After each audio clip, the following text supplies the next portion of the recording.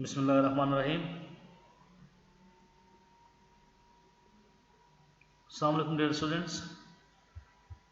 आज का हमारा जो लेक्चर है उसके आउटलाइंस आपके सामने गिवन है।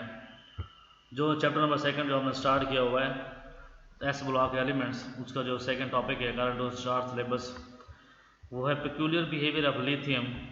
लिथियम की जो प्रॉपर्टीज़ हैं जो ग्रुप फर्स्ट अल्कली मेटल्स हैं उनसे डिफरेंट जो हैं, क्योंकि ये भी ग्रुप फर्स्ट से ही बिलोंग करता है। इसकी कुछ प्रॉपर्टीज़ ऐसी हैं जो दूसरे जो मेंबर्स हैं इस ग्रुप के वो शो नहीं करवाते,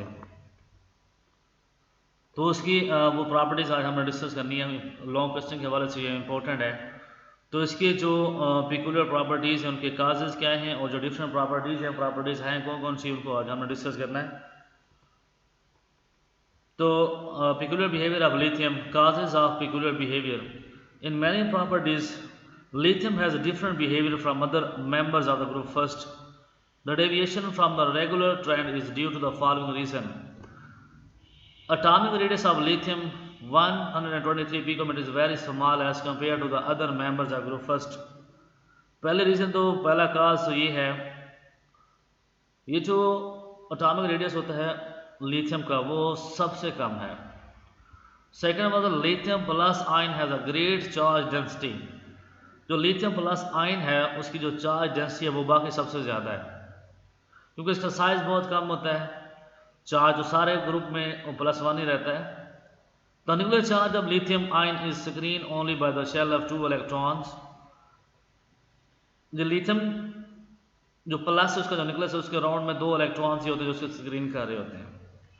तो इन वजूहात की बिना पर लिथियम की कुछ प्रॉपर्टीज़ ऐसी हैं जो ग्रुप फर्स्ट से मैच नहीं करती, जो अदर मेंबर्स हैं ग्रुप फर्स्ट वाले उनसे मैच नहीं कर रही होती। So called anomalous properties of the lithium are due to the fact that lithium is unexpectedly far less electropositive than sodium. अब वो जो प्रॉपर्टीज जो लिथियम में है और बाकी अगले मेटल्स में नहीं है उनको डिस्कस करते हैं। Lithium is much harder and lighter than other अगली मेटल्स। लिथियम बहुत ज़्यादा हार्ड है और बाकी जो अगली मेटल्स इस ग्रुप में हैं वो सॉफ्ट हैं। लिथियम लाइट है, वेट देखें तो लिथियम का वेट जो है वो सबसे ज़्यादा जो है ना वो लाइट है, कम है, बाकी का जो वेट है वो ज़्यादा है। The lithium salts of anions with high density are generally less soluble in water than those of other alkali metals.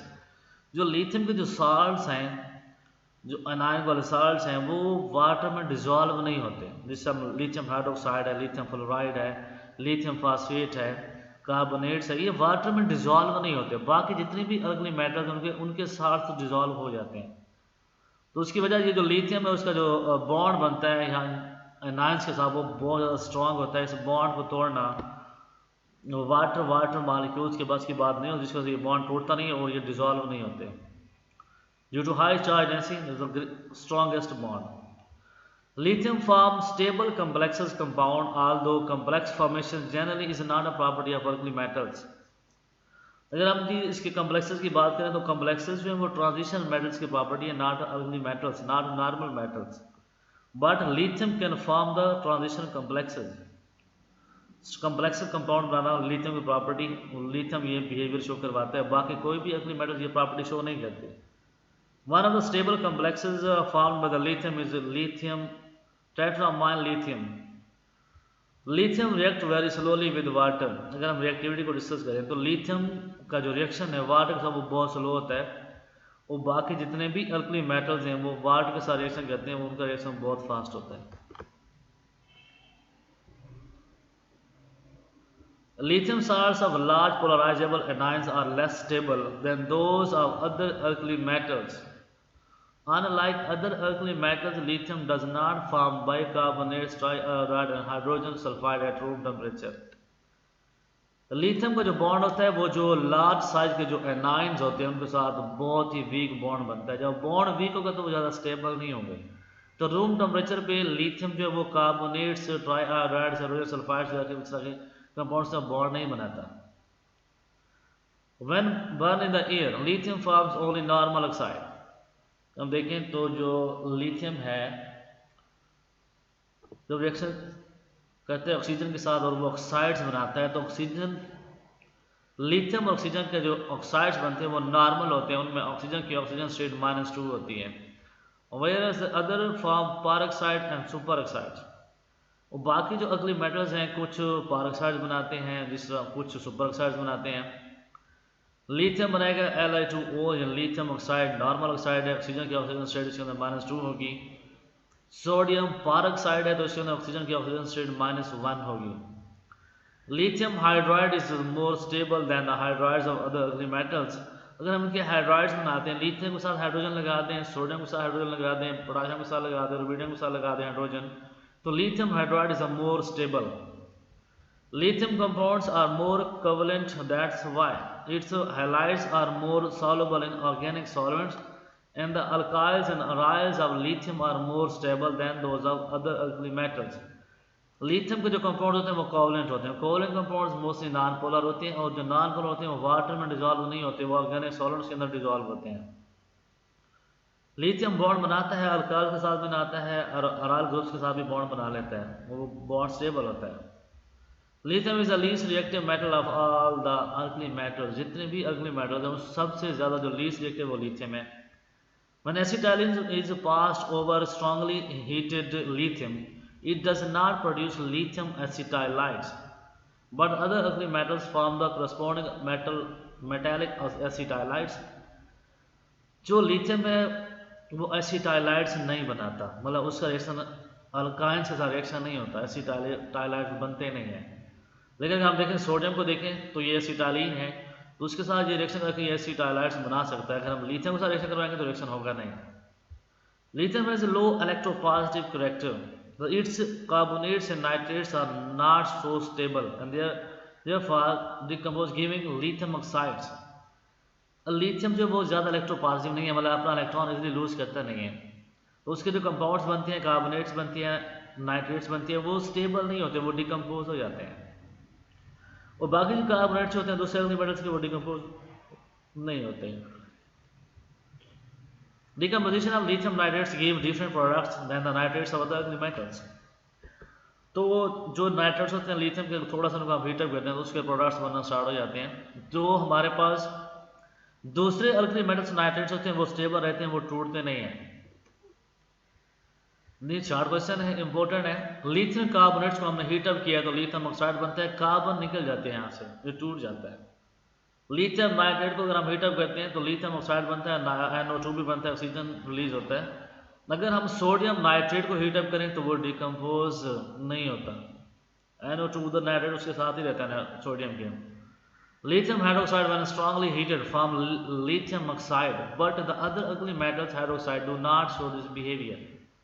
Lithium hydroxide को अगर हम जी हीटअप करते हैं बहुत ज़्यादा तो लिथियम ऑक्साइड बनाते हैं और साथ में वाटर बनता है। Lithium react with nitrogen to form nitride, while other members of the group do not give this reaction. अगली मेटल्स नाइट्रोजन के साथ रिएक्शन करती नहीं है, लिथियम रिएक्शन करता है और नाइट्राइड्स बनाता है। Lithium chloride has a exothermic heat of solution. जब हम लिथियम क्लोराइड को डिसॉल्व करते हैं वाटर के अंदर तो हीट इवॉल्व होती है, और जो फ्लास्क होगी जिसके अंदर वो डिसॉल्व करें उसका टेम्परेचर बढ़ जाएगा। क्लोराइड्स ऑफ सोडियम और पोटाशियम है एंडोथर्मिक हीट ऑफ सॉल्यूशन। अगर इनके सॉल्ट हम डिसॉल्व करेंगे तो टेम्परेचर क्या होगा, हीट एब्जॉर्ब होगी, टेम्परेचर कम हो जाएगा। Lithium carbide is the only alkali metals carbide form readily by the direct reaction.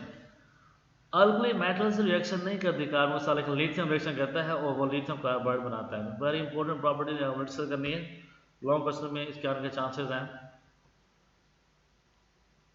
तो अगर हम कंपेरिजन करते हैं लिथियम एंड मैग्नीशियम,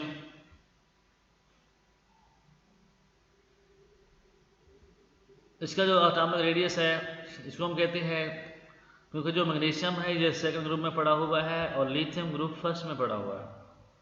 लिथियम कुछ प्रॉपर्टीज जो हैं वो मैग्नीशियम से मिलती जुलती हैं, तो ये वाली प्रॉपर्टीज हैं।